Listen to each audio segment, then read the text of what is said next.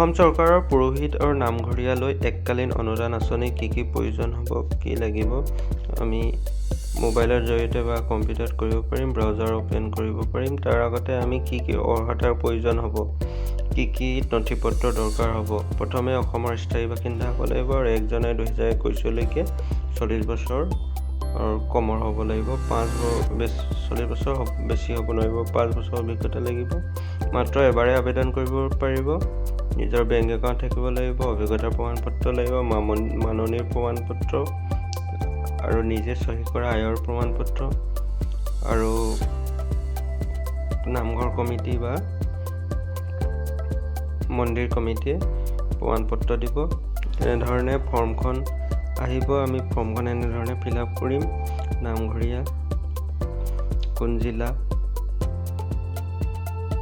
Mobile number enter কৰিব লাগিব, mobile number. তাৰপিছত আমাৰ ফৰ্মখন আহিব।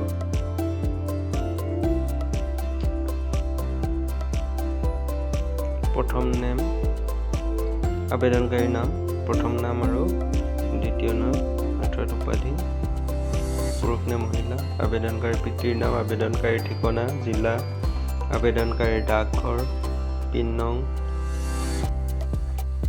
নিৰ্বাচন সমষ্টি, ফোন নম্বৰ, ইমেইল, জন্ম চন তাৰিখ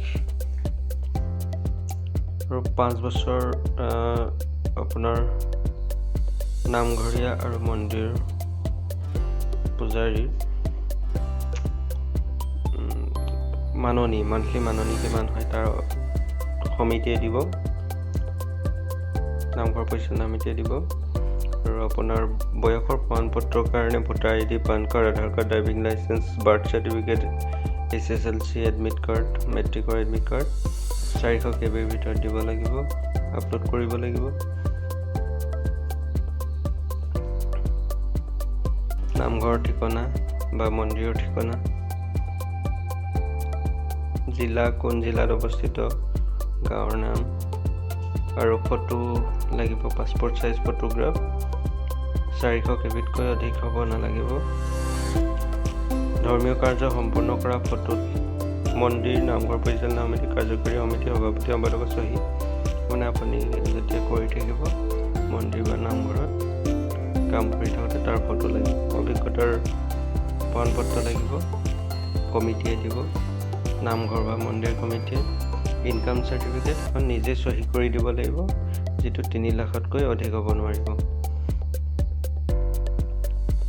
আবেদনকাৰী বেংকৰ নাম, বেংকৰ শাখাখিনি আপলোড কৰিব লাগিব আৰু প্ৰথম পেজটো সন্মুখৰ পেজটো লাগিব।